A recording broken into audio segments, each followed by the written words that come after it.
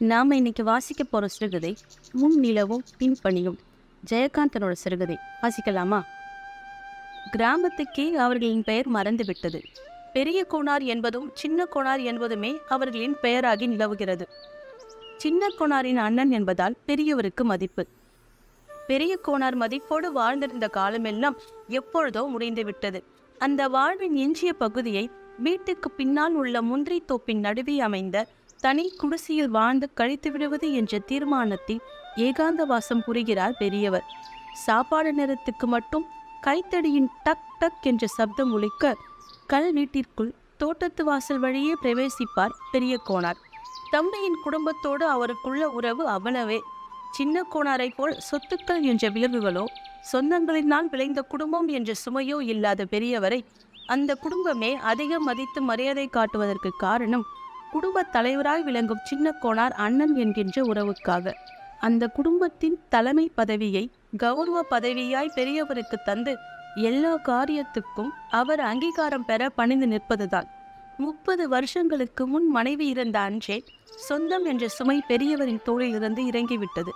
அவள் விட்டு சென்ற 5 வயது சிறுவன் சபாபதியை தனக்கு ஒரு சுமை என்று கருதாமலும் சுமக்காமலும் இருந்து விட்டார் பெரியவர்.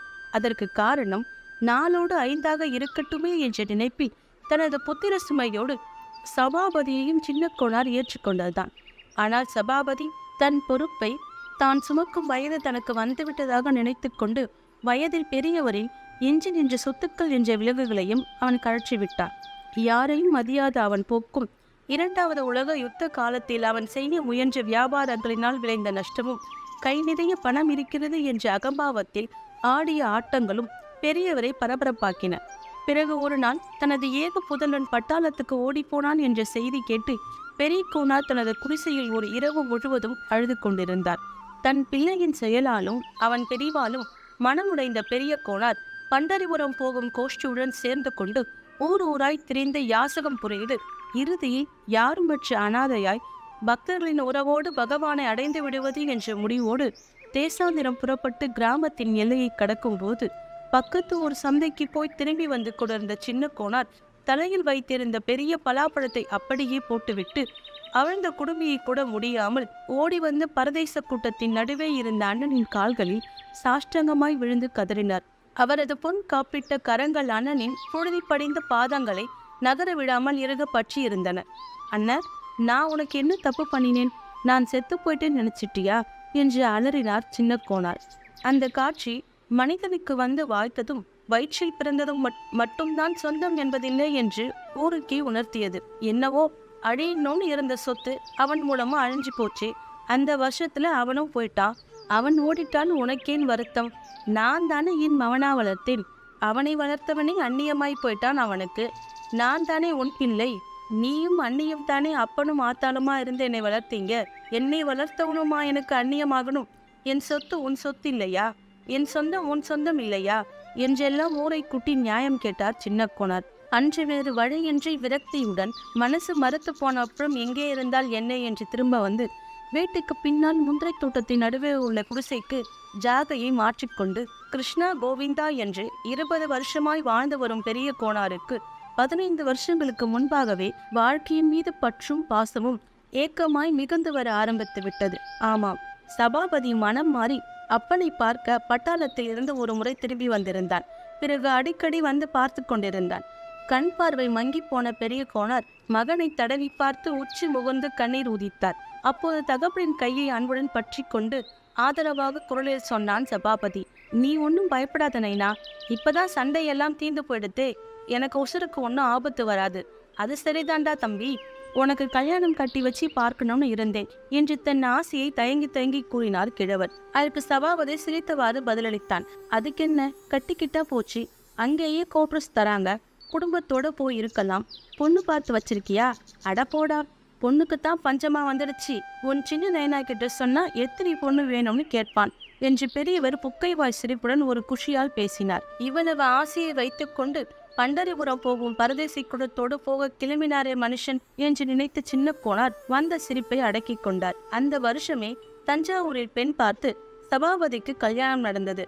அதன் பிறகு சபாபதி வருஷத்திற்கு ஒரு முறை தன் மனைவியுடன் வந்து கிழவரை கண்டு செல்வது வழக்கமாகிவிட்டது.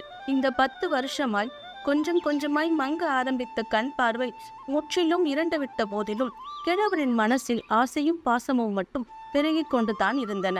இப்போது அவர் தன் உடலை உயிரை சிறை வைத்து வாழ்வது மகனுக்காக கூட அல்ல. 4 வருஷங்களால் ஆண்டிற்கு ஒரு முறை வந்து அவருடன் 1 மாதம் முழுக்கவும் தங்கி பார்வை இழந்த அவரோடு கண்ணை கட்டி விளையாடி செல்வது போல் கொஞ்சம் புரியும் முகம் தெரியாத அவர் பேரன். அந்த பயன் பாபுவுக்காகத்தான். அவனோடு கழிக்கப் போகும் அந்த 30 நாட்களுக்காகத்தான் வருஷம் முழுமைக்கும் வாழ்கிறார் கிழவர். பாபு என்று நினைத்த மாத்திரத்தில் அவரது குருட்டு கண்கள் இடங்கி கண்ண மூலங்களில் வரி வரியாக சுருக்கங்கள் விரிய பொக்கை வாய் புன்னையுடன் நீண்ட மேவாய் சற்றே அவனை நோக்கி வாகாகி நிமிரும். இருளடித்த பார்வையில் ஒளி வீசும் புகை மண்டலம் ஒன்று உருவாகி அதில் பாபுவின் தோற்றம் கொஞ்சம் மழலையுடன் குலுங்கும் சிரிப்புடன் குளிர்ந்த ஸ்பரிசத்துடன் தெரியும். அந்த உருவம் கனவில் வருவது போல் அவரிடம் தாவி வரும். எத்தனையோ முறை தன்னை மறந்த லயத்தில் கிழவர் கைகளை நீட்டிக்கொண்டு பாபு என்று துளி நிமிர்ந்து விடுவார்.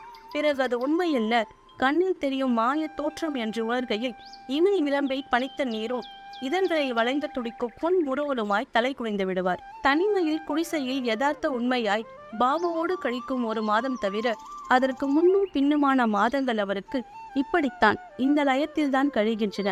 அது சரி, அவர்தான் பாபுவை பார்த்ததே இல்லையே. அவர் கண்களில் அவன் உருவம் தெரிவதெப்படி? தன் குழந்தை என்ற பந்தம் பிறக்கவும் சொந்தம் கொண்டாடவும் தான் தன் குழந்தையின் முகம் தெரிய வேண்டும். குழந்தை மீது கொண்ட பாசத்தை கொண்டாட அந்த பக்தியை வழிபட ஒரு முகம்தான் வேண்டுமா என்ன? வனத்தில் திரைந்து கொண்டிருந்த கடவுளை மண்ணுக்கிறக்கி மழலை சின்னம் குழந்தையாக்கி ஓடவிட்டு ஓடிய தூரத்தில் கையை பிடித்திழுத்து நைய புடைத்தெடுத்து மடியில் கிடத்தி மார்பை அணைத்து முத்தம் கொடுத்து முளைப்பால் அழைத்து ஆம், கடவுளை குழந்தையாகவும் குழந்தையை கடவுளாகவும் கொண்டாடும் கலையையே பக்தியாக கொண்ட வைணவ குலத்தில் பிறந்தவராயிற்றே பெரிய கோனார். அவர் கண்களில் தெரியும் தோற்றம் கண்ணனின் தோற்றமே. எனினும் அவர் வழிபடுவது பாபுவின் நினைவைத்தான். போன வருஷம் பாபு வந்திருந்த போது நன்றாக வளர்ந்திருந்தான். என்ன பேச்சு பேசுகிறான்? ஆனால் ஒரு வார்த்தையாவது கிழவருக்கு புரிய வேண்டுமே. அவன் ஹிந்தியில் அல்லவா பேசுகிறான்.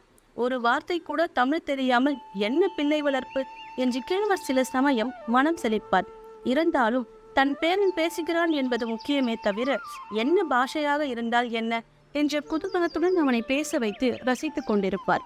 பாபுவை போல் சுத்தமாய் உடை உடுத்தி காலில் சோட் அணிந்து ஒரு பக்கம் அமைதியாய் உட்கார்ந்திருக்க இங்கே இருக்கும் இந்த பிள்ளைகளுக்கு தெரியுமா? தெரியவே தெரியாதாம். கிழவர் அப்படித்தான் சொல்லுவார். தன் குடிசைக்கு மட்டும் அவனை தனியே அழைத்து வருவார். பின்னால் வரும் மற்ற குழந்தைகளை போ போ என்று விரட்டிவிட்டு பாபுவை நாற்காலியில் உட்கார வைத்து அவன் காலுக்கடியில் அமர்ந்து வாதுமை, கல்கண்டு, முந்திரி பருப்பு போன்றவற்றை ஒரு டப்பியில் அவனுக்காக சேர்த்து வைத்திருக்கும் தின்பண்டங்களை தந்து பாஷை தெரியாத அவனிடம் பேசி அவன் பேசுவதையும் ரசிப்பார் கிழவர். அவன் அவரை தாத்தா என்றுதான் அழைப்பான். அவரும் அவனுக்கு தாத்தையா என்று அவர்கள் வழக்கப்படி உச்சரிக்க பலமுறை சொல்லித் தந்தார். அவன் அதை மறுத்து நெய் நெய் தாத்தா என்று அவருக்கு கற்றுத்தந்தார். அப்போது அங்கு வந்து அவன் தாய் மீனா கிழவரிடம் விளக்கினாள். அவனுக்கு தமிழே பேச வர மாட்டேங்குது மாமா. இன்னும் 2 வயசு போனா கத்துக்குவான். அங்க யாரும் தமிழ்ல பேசுறவங்க இல்லை. அங்க பக்கத்து வீட்டுல ஒரு சர்தார் தாத்தா இருக்காரு. நான் பூரா அவர்கிட்ட தான் இருப்பான். உங்ககிட்ட வரமாட்டேங்கிறானே. அவர்கிட்ட மேலே ஏறி அவர் தாடியை பிடிச்சி எடுப்பான். அவரைத்தான் தாத்தா தாத்தான்னு கூப்பிட்டு பழகி போயிட்டான். அவருக்கும் பாபுவை பார்க்காம இருக்க முடியாது. ஊருக்கு புறப்படும் போது சீக்கிரம் வந்துடுதன்னு ஒரு 10 தடவைக்கு மேல் சொல்லிட்டாரு அந்த சர்தார் தாத்தா என்று அவள் சொல்லி கொண்டிருக்கும் போது கிழவருக்கு தனக்கு சொந்தமான பேர குழந்தையை எவனோ வைத்து கொண்டு நாளெல்லாம் கொஞ்சம் விளையாடி தன்னையும் விட அதிக நெருக்கமாகி அவன் பாஷையை கற்றுக் கொடுத்தது தன்னால் தன் பேரனுடன் பேச முடியாமல் ஆகிவிட்ட அந்த முகமறியா சர்தார் கிழவன் மீது எரிச்சலாய் வந்தது. ஒரு ஏக்க பெருமூச்சு விட்டார். அந்த பெருமூச்சு வருஷத்தில் 11 மாதம் பாபாவோடு கொஞ்சுவதற்கு சர்தார் கிழவனுக்கு வழி இருந்த போதிலும் வருஷத்திற்கு ஒரு முறை 1 மாதம் அவனோடு கழிக்க தனக்கு வாய்ப்பிருக்கிறதே, இதுவே போதும் என்ற திருப்தி உணர்வு இருந்தது. ஒவ்வொரு தடவை பாபு வந்து செல்லும் போது அவனுக்கு 1 வயது கூடுகிறது என்ற மகிழ்ச்சியும் தனக்கு 1 வயது கழிந்து போகிறது என்ற வருத்தமும் கிழவருக்கு நெஞ்சை அடைக்கும். அடுத்த தடவை அவன் வரும்போது நான் இருக்கிறேனோ செத்து போகிறோனோ என்ற உணர்வில் அவர் கண்கள் கலங்கும். இந்த தடவை மீனாவுக்கு பேறு காலம். சபாபதி மனைவியை பிரசவத்திற்காக அவள் தாய் வீடான தஞ்சாவூருக்கு நேராக அழைத்து போய்விட்டான். இன்று கடிதம் வந்தபோது கிழவர் தவியாய் தவித்தார். ஜபால்பூரிலிருந்து தஞ்சாவூருக்கு இந்த வழியாகத்தானே அவர்கள் போயிருக்க வேண்டும். முன்கூட்டியே ஒரு கடிதம் போட்டிருந்தால் 3 மைலுக்கு அப்பால் இருக்கும் ரயிலடிக்கு போய் தன் பேரனை ரயிலில் பார்த்து வந்திருப்பார் அல்லவா கிழவர்? அந்த வருத்தத்தை தெரிவித்து சபாபதிக்கு கடிதம் கூட எழுதச் சொன்னார். சின்ன கோனார் மூலம் அவரும் எழுதினார். மனைவியை அழைத்து கொண்டு திரும்பி வருகையில் வழக்கம் போல் கிராமத்துக்கு வந்து 1 மாதம் தங்கி செல்வதாக சமாதானம் கூறி பதில் எழுதியிருந்தான் சபாபதி. பாபு வருவான், பாபு வருவான் என்று வீட்டு குழந்தைகளும் பெரிய கோனாரும் நாட்களை எண்ணிக்கொண்டு காத்திருந்தனர். கோனார் வீட்டுக்கு எதிரில் ஒரு ராந்தல் கம்பம் உண்டு. ராந்தல் கம்பம் என்றால் சீமை எண்ணெய் குடித்த போதையில் சிவந்த கண்களுடன் இரவெல்லாம் தெருவை காவல் புரியும் அசல் பட்டிக்காட்டு ராந்தல் கம்பம்தான். சிக்கனம் கருதியோ நிலவை ரசிக்க எண்ணியோ அந்த ராந்தல் கம்பம் விழா காலங்களில் உபயோகப்படுத்தப்படாமல் வெற்றுழலாய் நிற்கும். இந்த ஓய்வு நாட்களில்தான் தெரு குழந்தைகள் நிலவை கருதி அங்கே விளையாட வருவார்கள். அவர்களின் கண்ணாப்பூச்சி விளையாட்டி ராந்தல் கம்பமும் தாட்சியாக கலந்து கொள்ளும். 60 வருஷங்களுக்கு முன் பெரிய கோனாரும் அவருக்கு பின் சின்ன கோனாரும் இந்த ராந்தல் கம்பத்தை சுற்றி விளையாடி இருக்கிறார்கள். அதன் பிறகு 30 வருஷங்களில் அவர்களின் பிள்ளைகள் இப்போது 12 வயதில் இருந்து 5 வயது வரையில் உள்ள சின்ன கோனாரின் பேர குழந்தைகள் 11 பேர் ராந்தல் கம்பத்தை சுற்றி ஓடி வருகின்றனர். ஒரே ஆரவாரம், சிரிப்பு, கூச்சல். அப்போதுதான் திண்ணையில் படுக்கை விரித்தார் சின்ன கோனார். எதிர் வீட்டு கூரைகளின் மீது லேசான பனிமூட்டமும் நிலா வெளிச்சமும் குழப்பிக் கொண்டிருக்கிறது. பின்பண் காலமானதால் பனிப்படாமல் இருந்த போதிலும் குளிரின் கொடுமை இன்னும் ஆரம்பமாகவில்லை. தெருவில் அங்கொன்றும் இங்கொன்றுமாக ஆள் நடமாட்டம் காண்கிறது. தெருவில் குழந்தைகள் எல்லாம் விளையாடி கொண்டிருக்கிற நேரத்தில் சாப்பிட்ட கையை துடைத்து கொண்டு அவர் அருகே திணையின் மேல் வந்து ஏறினான் ஒரு 7 வயது சிறுவன். ஆர்ரா அவன். அடடா, தம்பையாவா? ஏண்டா கண்ணு, நீ போய் விளையாடலையா? நான் விளையாடல. கதை சொல்லு தாத்தா. கதை இருக்கட்டும், பெரிய தாத்தா தோட்டத்துக்கு போயிட்டாரா பாரு என்று சொல்லிக்கொண்டே தலைமாட்டில் இருந்து சுருட்டையும் நெருப்பு பெட்டியையும் எடுத்தார் சின்ன கோனார். அவர் எப்பவோ போயிட்டாரே என்று திண்ணையில் இருந்தபடியே வீட்டுக்குள் தன் குடுமி தலையை நீட்டி புழக்கடை வாசல் வழியே நிலா வெளிச்சத்தில் தெரியும் தோட்டத்து குடிசையை பார்த்தான் தம்பையா. தம்பையா சின்ன கோனாரின் செத்து போன ஒரே மகள். அவர் வசம் ஒப்புவித்து விட்டு போன சோகமும் ஆறுதலும் கலந்த அவன் நினைவு. தாயில்லா குழந்தை என்பதால் குடும்பத்தில் உள்ள எல்லோரின் அன்புக்கும் பாத்திரமாயிருந்தான் தம்பையா. அவனும் மற்ற குழந்தைகளைப் போல் அல்லாமல் அறிவும் அடக்கமும் கொண்டு விளங்கினான். ஆனால் பெரிய கோனாருக்கோ சின்ன கோனாரின் பேர பிள்ளைகளில் ஒருவனாய்த்தான் அவனும் தோன்றினான். அவனுக்கு அவருடைய பாபுதான் ஒசத்தி. பெரிய கோனார் தோட்டத்துக்கு போய்விட்டார் என்று தம்பையாவின் மூலம் அறிந்த சின்னவர் சுருட்டை கொளுத்தலானார். தாத்தா, உனக்கு பெரிய தாத்தா கிட்ட பயமா? பயம் இல்லடா, மரியாதை. அவருக்குத்தான் கண்ணு தெரியலையே. நீ சுருட்டு குடிக்கிறேன்னு அவர் எப்படி பார்ப்பாரு? அவருக்கு கண்ணு தெரியலனா என்ன? எனக்கு கண்ணு தெரியுதே. அவர் எதிர சுருட்டு குடிச்சு எனக்கு பழக்கம் இல்லை. சரி, நீ போய் விளையாடு. நாளைக்கு தான் விளையாடுவேன். இன்னைக்கு கதை தான் வேணும். நாளைக்கு என்ன விளையாட நாள் பார்த்திருக்க? நாளைக்கு தானே சபாபதி மாமா வராங்க. அவங்க வந்த அப்புறம் பாபாவோட விளையாடுவேன் என்று உற்சாகமாய் சொன்னான் தம்பையா. அடடா, உனக்கு விஷயமே தெரியாதா? அந்த இந்திக்கார பையனும் அவன் அப்பனும் நம்மளையெல்லாம் ஏமாத்தி விட்டானுவ. அவங்க வரல. அதான் பெரிய தாத்தாவுக்கு ரொம்ப வருத்தம் என்று சின்ன கோனார் சொன்னதை நம்ப மறுத்து தம்பையா குறுக்கிட்டு கத்தினான். ஐயா, பொய் நீ சும்மாச்சுக்கும் சொல்ற. நாளைக்கு அவங்க வருவாங்க. பொய் இல்லடா, நெசந்தான். சாயங்காலம் கடிதாசி வந்துச்சே. திடீர்னு வர சொல்லி கடிதாசி வந்துச்சாம் பட்டாளத்துல இருந்து. அதனால இன்னைக்கு ராத்திரியே புறப்பட்டு தஞ்சாவூர்ல இருந்து நேரா போறாங்களாம். அடுத்த தடவை சீக்கிரமா வராங்களாம். உங்க சபாபதி மாமா எழுதியிருந்தான். கடிதாசி எங்க காட்டு என்று கேட்கும்போது தம்பையாவின் குரல் ஏமாற்றமும் அவன் நம்பிக்கையும் இழைந்தன. கடிதாசி பெரியவர்கிட்ட இருக்கு, நான் போய் பார்க்க போறேன் என்று சொல்லிக்கொண்டே திண்ணையிலிருந்து குதித்தான் தம்பையா. இந்த நேரத்திலேயா தோட்டத்துக்கு போற? விடிஞ்சு பார்த்துக்கலாம் என்று தடுத்தார் சின்னவர். அதுதான் நிலா வெளிச்சம் இருக்குதே என்று பதில் சொல்லிவிட்டு தோட்டத்து குடிசையை நோக்கி ஓட்டமாய் ஓடினான் தம்பையா. தம்பையா பெரிய கோனாரை தேடி தோட்டத்து குடிசை அருகே வந்தபோது குடிசையின் முன் சருகுகளை எரித்து தீயில் குளிர் காய்ந்தவாறு நெருப்பில் சுட்ட முந்திரி கொட்டைகளை சிறிய இருமுழுக்கையால் தட்டி கொண்டிருந்தான் கிழவர். கிழவரின் எதிரில் வந்து இடிப்பில் கையூன்றி கொண்டு தன்னை அவர் கவனிக்கிறாரா என்று பார்ப்பவன் போல் மௌனமாய் நின்றான் தம்பையா. கிழவர் முகம் நிமிர்த்தி தம்பையாவுக்கு நேர் விழி திறந்து பார்த்தார். அவர் அணிந்திருந்த அலுமினிய ஃப்ரேமில் பதிந்திருந்த தடித்த கண்ணாடியினூடே அவரது கண்களும் இமை ரோமங்களும் மிக பெரியதாய் தெரிந்தன தம்பையாவுக்கு. அந்த கண்ணாடியின் பலனை அவ்வளவுதான் என்று சொல்லிவிட முடியாது. அந்த கண்ணாடியும் இல்லாவிட்டால் இருளில் எரியும் நெருப்பையோ வெளிச்சத்தில் நிழலுருவாய் தெரியும் உருவங்களையோ கூட அவரால் காண இயலாது போய்விடும்.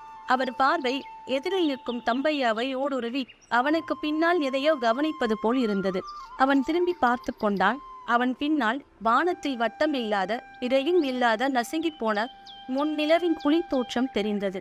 அந்த ஒளியை பின்னி போய் கொண்டு நிழல் உருவாய் தெரியும் தம்பையாவின் உருவி எங்கோ தூரத்தில் இருக்கும் பாபுவைத்தான் கண்டார் கிழவர். அவரது இமைகள் படபடத்து மூடி திறந்தன.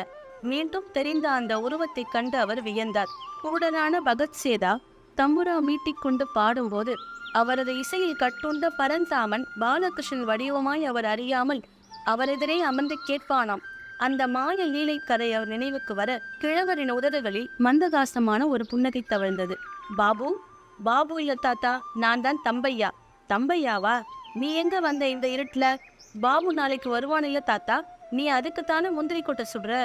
சின்ன தாத்தா சொல்றாரு அவன் வரமாட்டானாம் என்று புகார் கூறுவது போல் சொன்னான் தம்பையா.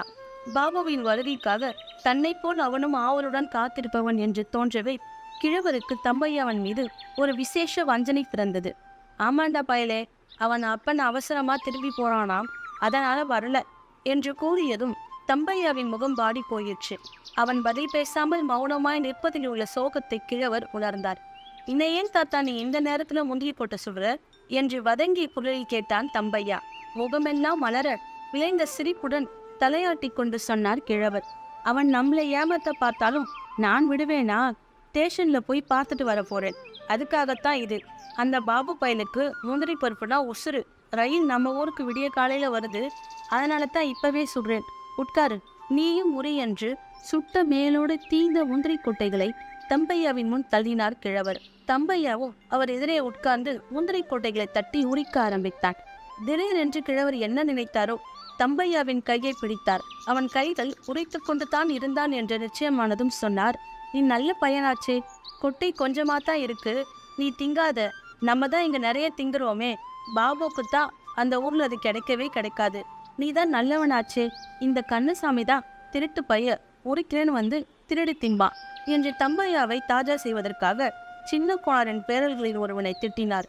எனக்கு வேண்டாம் தாத்தா, கண்ணசாமி என்னை பார்க்க வச்சு நிறைய தின்னான், அதனால தான் அவனுக்கு வயிற்று வலி வந்து வயிறு சரியில்லை, சாயங்காலம் கூட பாட்டி அவனுக்கு கசாயம் கொடுத்துச்சே என்று சொல்லிக்கொண்டே இருந்தவன் உரைத்து வைத்த பருப்புகள் வெள்ளை வெள்ளையர் என்று விக்னம் இல்லாமல் முழுசாகவும் பெருசாகவும் இருப்பதைக் கண்டு திடீரென்று கேட்டான், ஏன் தாத்தா, இதையெல்லாம் நீ பாபுவுக்காக பார்த்து பார்த்து பொறுக்கி வச்சியா? எல்லாம் பெருசு பெருசா இருக்கே. ஆமா, நிறைய வச்சிருந்த கண்ணசாமி தான் நான் இல்லாத சமயத்தில் திருடிக்கிட்டு போயிட்டான் என்று சொல்லும் போதே தான் ரொம்ப அல்பத்தனமாய் தம்பையாவையும் திருடுவானோ என்று சந்தேகப்பட்டதற்காக வருத்தமுற்ற கிழவர் குழைவுடன் சொன்னார், பரவாயில்லை, நீ 2 எடுத்துக்கோடா, பாபுவுக்கு தான் இவ்வளோ இருக்கே. அப்படியே உள்ள போய் மாடத்தில் ஒரு டப்பா அரிசி, அதை கொண்டாந்து இந்த பருப்பையெல்லாம் அதுக்குள்ள அள்ளி போடு என்றார். தம்பையாவுக்கு ஒன்றும் புரியவில்லை. முதலில் அவர் அதை தின்னக்கூடாது என்று எச்சரித்து விட்டு இப்பொழுது தின்ன சொல்லி வற்புறுத்துவது ஏன் என்று ஒரு வினாடி யோசித்தான். யோசித்து கொண்டே உள்ளே போனான். அந்த டப்பாவை கொண்டு வந்து எல்லாவற்றையும் அள்ளி வைத்தான். பிறகு கையில் ஒரு முந்திரி பருப்பை எடுத்து வைத்து கொண்டு கேட்டான், ஏன் தாத்தா என்னை திங்க சொல்ற?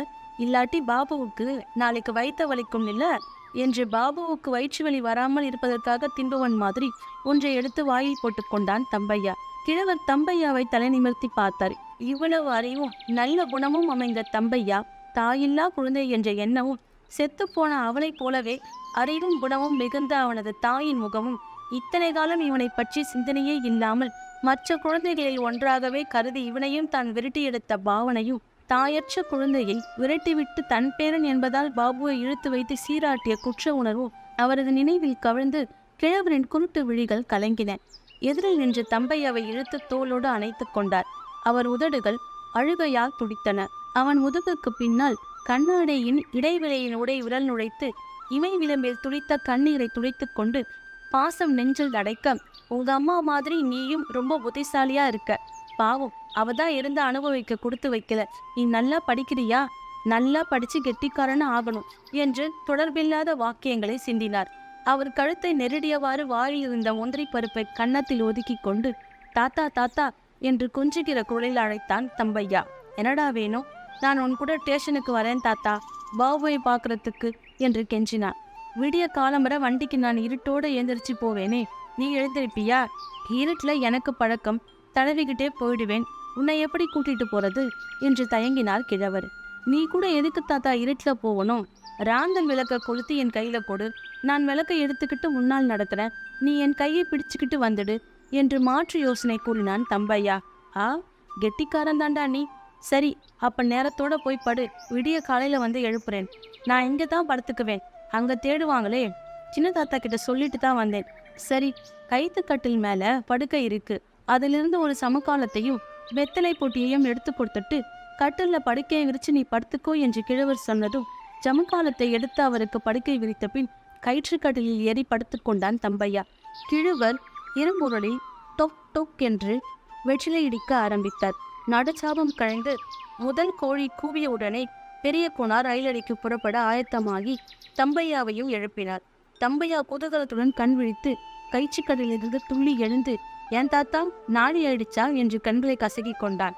இப்பவே புறப்பட்டாதான் நேரம் சரியா இருக்கும், வெளியில தொட்டியில தண்ணி வச்சிருக்கேன், போய் முகத்தை கழுவிக்கோ என்றதும் தம்பையா குடிசை கதவை திறந்து கொண்டு வெளியே வந்தான்.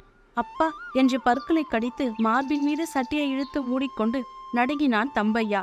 வெளியே எதிரில் இருக்கும் மரங்கள் கூட தெரியாமல் பனிப்படலம் கனத்து பரவி பார்வையை மறைத்தது. தாத்தா, ஒரே பனி குளிரது என்று குரல் நடுங்க கூறினான் தம்பையா. தாத்தா குடிசைக்குள் விளக்கு வெளிச்சத்தில் கிருஷ்ணன் படத்திற்கு எதிரே அமர்ந்து உள்ளங்கையில் திருமண்ணை குழைத்து நாமமிட்டு கொண்டே சிரித்தார். பயலே, உனக்கு வயசு 7, எனக்கு 70. பச்சை தலையில குளிச்சுட்டு வந்திருக்கேன், நீ முகம் கழுவுறதுக்கே நடுங்குறியா? முதல்ல அப்படித்தான் நடுங்கும், அப்புறம் சுகமா இருக்கும். தொட்டியில தான் தண்ணி நிறைய இருக்கேன், 2 சம்பு மேலுக்கு ஊத்தி குளிச்சுடு, தலையில ஊத்திக்காத, போய் குடிமி காய நேரமாகும், சீக்கிரம் நாழியாவது என்று அவசரப்படுத்தவே தம்பையா சட்டையையும் நிஜாரையும் அவள் தெரிந்துவிட்டு ஒரே பாய்ச்சலை தொட்டி அருகே ஓடினான். சற்று நேரத்துக்கெல்லாம் தபதவென தண்ணீர் இறைக்கின்ற சப்தத்தோடு அடிவயிற்றில் மூண்ட கிளகிள புழர்வாலும் புகழாலும் தம்பையா போடும் கூக்குரலை கேட்டு கிழவர் வாய்ப்புள் சிரித்து கொண்டார். ராந்தை விளக்கையும் கொளுத்தி வைத்துக் கொண்டு முந்திரி பருப்பு டப்பாவுடன் தம்பையா குளித்து முடித்து வரும் வரை காத்திருந்தார் கிழவர். நான் ரெடி தாத்தா, போகலாமா என்ற குதூகலத்துடன் அழுத்த வாரி சுற்றியிருந்த குடிமித்தலையை கலைக்காமல் சரி செய்து கொண்டு வந்தான் தம்பையா. ராந்தலை தம்பையாவிடம் கொடுத்துவிட்டு ஒரு கையில் முந்திரி பருப்பு டப்பாவையும் இன்னொரு கையில் தடியுமாக புறப்பட்டு குடிசை கதவை சாத்தும் போது என்னவோ நினைத்து, தம்பையா, இதை கொஞ்சம் புடி வரேன் என்று சொல்லிவிட்டு போனார். பிறகு வெளியில் வரும்போது தம்பையாவிடம் ஒரு நாணயத்தை தந்து, இது 1 ரூபாய் தானே என்று கேட்டார். தம்பையா அந்த முழு ரூபாய் நாணயத்தை பார்த்து ஆமாம் என்றான். பிறகு பாபுவை பார்த்து வெறுங்கையோடவா அனுப்புறது என்று சொல்லிக்கொண்டே அந்த ரூபாயை பாபுவுக்காக இடுப்பில் சருகி கொண்டார். மெயின் ரோட்டுக்கும் கிராமத்திற்கும் நடுவே உள்ள ஒற்றையடி பாதையின் வழியே அவர்கள் நடந்தனர். அவர்கள் இருவரும் ஒற்றையடி பாதையில் 1 மைல் நடந்த பின் பிரதான சாலையான கப்பிக்கல் தஸ்தாவில் ஏறிய போது பனிமூட்டத்தின் கனத்தை அவர்கள் உணர முடிந்தது. எதிரி சாலையே தெரியாமல் வழியடைத்தது போய் இருந்தது. தரையெல்லாம் பனி ஈரம், மரங்களோ காடுகளோ இல்லாததாலும் சாலை உயர்ந்து இருப்பதாலும் ஊதல் காற்று வீசுவதாலும் குளிர் அதிகமாயிற்று. கிழவர் தன் தோள் மீது கிடந்த துண்டை எடுத்து 4ஆய் மடித்து தம்பையாவின் தலையில் போர்த்தி முகவாய்க்கு கீழ் துண்டின் 2 முனைகளையும் சேர்த்து முடித்து கட்டிவிட்டார். தனது பேரனை பார்க்க இந்த குளிரில் தான் போவதுதான் சரி, இவனும் ஏன் இத்தனை சிரமத்துடன் தன்னோடு வருகிறான் என்று நினைத்தார் கிழவர். அதை அவர் அவனிடம் கேட்டபோது அவன் உண்மையை ஒழிக்காமல் கூறினான். எனக்கும் பாபுவைத்தான் பார்க்கணும், ஆனா நான் ரயிலை பார்த்ததே இல்லை தாத்தா, அதுக்காகத்தான் வரேன். அதோடு கண்ணு தெரியாத நீ இருட்டில் கஷ்டப்படுவியே, உனக்கு துணையா இருக்கலாமே தான் வரேன். தம்பையா பேசும் ஒவ்வொரு சமயமும் கிழவருக்கு அவன் மீது உண்டான அன்பின் பிடிப்பு வலுவுற்றது. அந்த நெடிய சாலையில் 2 மைல் தூரம் நடந்த பின் ரயில் வருவதற்கு 1 மணி நேரத்திற்கு முன்பாகவே இருள் விலகுவதற்குள்ளாக அவர்கள் இருவரும் அந்த சிறிய ரயில்வே ஸ்டேஷனில் வந்தடைந்தனர். அவர்கள் வந்த நேரத்தில் ரயில்வே ஸ்டேஷனில் ஒரு ஜீவன் இல்லை. ஓவென்று தனிமையும் பனி கவிழ்ந்த விடையற்கால இருளும் இதுவரை பார்த்திராத அந்த பிரதேசமும் தம்பையாவுக்கு மனதுக்குள் ஒரு திகிலை கிளப்பிற்று. அவன் தாத்தாவின் கைகளை இருக்க பற்றி கொண்டான். அவர்கள் இருவரும் ஸ்டேஷனுக்குள் கிடந்த ஒரு பெஞ்சின் மீது முழங்காலை கட்டி கொண்டு அமர்ந்தனர். கிழவர் குளிருக்கு இதமாய் இடுப்பு மேட்டை அவிழ்த்து உடல் முழுவதும் போர்த்தி கொண்டார். சட்டை இல்லாத உடம்பு எவ்வளவு நேரம் குளிரை தாங்கும்? வெகு நேரத்துக்கு பின் போர்ட்டார் வந்து மணி அடித்தான். திடீரென்று மணி ஓசை கேட்டு திடுக்கிட்டான் தம்பையா. கிழவர் சிரித்து கொண்டே, அடுத்த ஸ்டேஷன்லேருந்து வண்டி புறப்பட்டுடுத்து, வா அங்கே போகலாம் என்று தம்பையாவை அழைத்து கொண்டு பிளாட்பாரத்துக்கு வந்தார். அவர்களுக்கு முன்பாக அங்கே 3-4 கிராமத்து பிரயாணிகள் நின்றிருந்தனர். இப்போது பணியை தவிர இருள் முற்றுமாக விலகிவிட்டது. கிழவர் பக்கத்தில் இருக்கும் மனிதர்களின் முகத்தை உற்று கவனித்து போர்டரிடம் வண்டி இங்கே எத்தனை நாளில் நிற்கும் என்று கேட்டார். என்ன, 1 நிமிஷம் இல்லாட்டி 1.5 நிமிஷம் என்று பதிலளித்தான் போர்டர். இந்த தடவை நம்ம கிடைச்சது 1.5 நிமிஷம்தான் என்று எண்ணிய பெரிய கோனாருக்கு வருஷம் பூராவும் பாபுவோடு கொஞ்சி போகும் அந்த முகம் தெரியாத சர்தார் கிழவனின் ஞாபகம் வந்தது. சீச்சி, இதுக்கு போய் பொறாமைப்படலாமா? பாவம் அந்த சர்தார் கிழவன் நம்மை மாதிரி எந்த ஊரில் தன் பேரனை விட்டுவிட்டு வந்து நம் பாபுவை கொஞ்சி திருப்தி படுறானோ அன்று முதல் முறையாக சிந்தித்து பார்த்தார் பெரிய கோனார். அப்போது பனி படலத்தை ஊடுருவி கொண்டு தூரத்திலிருந்த ஒளிக்கதிர்கள் கிழவரின் கண்களில் வீசின. டேய் தம்பையா, வண்டி வந்துடுது, நீ அந்த கடைசியில போய் நெல்லு. வண்டி வந்தவுடனே ஒவ்வொரு போட்டியா பார்த்துக்கிட்டே ஓடியா. நான் இங்கிருந்து இன்ஜின் வரைக்கும் ஓடி பார்க்கிறேன். அங்கே அவங்க இருந்தா என்னை கூப்பிடு என்று சொல்லிக் கொண்டு இருக்கும் போதே பேர் இரைச்சலோடு ரயில் வந்து நின்றது. கிழவர் பாபு பாபு என்று ஒவ்வொரு பெட்டியின் அருகிலும் நின்று கூவியவாறு இன்ஜின் வரை ஓடினார். தம்பையா இன்னொரு கோடியில் சவுதி மாவா, மீனா மாமி, பாபு என்று கூவிக்கொண்டே ஓடி வந்தான். எல்லா பெட்டிகளின் ஜன்னல் கதவுகளும் குளிருக்காக அடைக்கப்பட்டிருந்தன. பாபு பாபு என்று தயப்பு குரலுடன் கிழவர் இன்ஜின் வரை ஓடி வந்து விட்டார். அவருடைய பாபுவை அவர் காணவில்லை. அவன் எந்த பெட்டியில் சுகமாக தூங்கிக் கொண்டிருக்கிறானோ, இந்த பனியிலும் குளிரிலும் பாசம் என்ற நெருப்பில் குளிர் காய்ந்து கொண்டு ஒரு குருட்டு கிழவன் தனக்காக வந்து நிற்பான் என்று அவனுக்கு தெரியுமா? வண்டி புறப்படுவதற்காக முதல் மணி அடித்து விட்டது. 1 நிமிஷம் தனது குருட்டு விழிகளால் தன் பாபுவை காணவும், ஒரு தடவை அந்த பிஞ்சு விரல்களை ஸ்பரிசித்து இன்பம் அடையவும், இந்த தடவை தனக்கு கொடுத்து வைக்கவில்லை என்று நினைத்த மாத்திரத்தில் அந்த ஏமாற்றத்தை தாங்க முடியாமல் கிழவரின் கண்கள் கலங்கின. ரயில் முழுவதும் கத்தி பார்த்துவிட்டு ஓடி வந்த தம்பையா ரயிலை பார்த்த மகிழ்ச்சியையும் துறந்து கிழவரின் கையை பிடித்து கொண்டு பரிதாபமாய் நின்றான். கிழவர் வானத்தை பார்த்தவாறு பாபு என்று சற்று உரத்த குரலில் உணர்ச்சி வசப்பட்டு கூவிவிட்டார். அப்போது இன்ஜினுக்கு பக்கத்தில் இருந்த ஒரு 2ஆம் வகுப்பு பெட்டியின் திறந்த ஜன்னலில் இருந்து ஒரு அழகிய குழந்தை முகம் எட்டி பார்த்து பெரிய கோனாரை தாத்தாவென்று அழைத்தது. அந்த பெட்டி பிளாட்பாரத்தை தாண்டி இருந்ததால் கிழவர் ஆனந்தம் மேலிட்டவராய் கீழே இறங்கி ஓடி வந்து அந்த குழந்தையிடம் முந்திரி பருப்பு டப்பாவை நீட்டினார். நை ஹோனே நை என்று குழந்தை அதை பெற மறுத்து கைகளை ஆட்டினான். கிழவரோடு ஓடி வந்த தம்பையா பெட்டி மிகவும் உயரத்தில் இருந்தபடியால் குழந்தையின் முகத்தை பார்க்க முடியாமல் பாபு பாபு என்று அழைத்து எம்பி எம்பி குதித்தான். கிழவர் டப்பாயை திறந்து உனக்கு பிடிக்குமே முந்திரி பருப்பு என்று திறந்து காட்டினார். குழந்தை முந்திரி பருப்பை கண்டதும் டப்பாயில் கையை விட்டு அள்ளினான். எல்லாம் உனக்குத்தான் என்று டப்பாயை அவனிடம் கொடுத்தார் கிழவர். அப்பொழுது வண்டிக்குள்ளிருந்து முகம் காட்டி துள சரீரமான ஒரு வடநாட்டு பெண்ணின் முகம் கோன்கே என்றவாறு வெளிப்பட்டது. கிழவனையும் குழந்தையும் பார்த்தபோது யாரோ கிழவன் தன் குழந்தைக்கு அன்புடன் தருகிறான் என்று நன்றி உணர்வில் அவரை புன்முறுவல் பூத்தாள். 2ஆம் மணியும் ஒலித்தது. இன்ஜின் கோவென்று கோவி புறப்பட்ட ஆயத்த படுக்கையில் அந்த வடநாட்டு தாய் தன் குழந்தையிடம் சொன்னால், தாத்தா கோ நமஸ்தே கரோ பேட்டா. குழந்தை கிழவரை பார்த்து நமஸ்தே தாத்தாஜி என்று வணங்கினான். கிழவரும் பாசத்தால் பிரிய உணர்வால் நடுவும் கைகளை குவித்து அவனுக்கு புரியும்படி நமஸ்தே பாபு என்று வணங்கினார். அப்போது வண்டி நகர்ந்தது. வண்டி நகர்ந்த போதுதான் அவருக்கு திடீரென்று நினைவு வர இடுப்பிலிருந்து 1 ரூபாய் நாணயத்தை அவசரமாய் எடுத்து கொண்டோடி குழந்தையிடம் நீட்டினார். அதை கண்ட அந்த வடநாட்டு பெண்மணிக்கு எங்கோ தூரத்தில் பிரிந்திருக்கும் தன் கிழத்தந்தையின் நினைவு வந்ததோ. அவள் கண்கள் கலங்கின. கலங்கிய கண்களுடன் தன் மகனிடம் கிழவர் தரும் ரூபாயை வாங்கிக் கொள்ளும்படி ஹிந்தியில் கூறினாள். சிறுவனும் அதை பெற்றுக்கொண்டான். கிழவரை நோக்கி கரம் அசைத்தான். வண்டி விரைந்தது. சபாபதி தூங்குறானா மீனா, எழுந்ததும் சொல்லு என்று கிழவர் கூறியது அவர்கள் காதில் விழுந்திருக்காது. வண்டி மறையும் வரை தம்பையாவும் கிழவரும் பிளாட்பாரத்தில் நின்றிருந்தனர். கிழவர் கண்ணில் வழிந்த கண்ணீரை துடைத்து விட்டு கொண்டு ஒரு நிம்மதி உணர்வில் சிரித்தார். அடுத்த தடவை பாபு வரும்போது நான் இருக்கேனோ செத்து போயிடுறேனோ என்று வழக்கம் போல் நினைத்து கொண்டார். தம்பையா தும்பினான். இதென்ன அபசகுணம் மாதிரி தும்புகிறானே என்று கிழவர் அவனை பார்த்தபோது தம்பையா 2வது முறையும் தும்பி சுப சகுனமாக்கினார். தம்பையாவை கிழவர் மார்புற தழுவிக்கொண்டார். இனிமேல் 11 மாதங்களுக்கு அவன்தானே அவருக்கு துணை. நன்றி.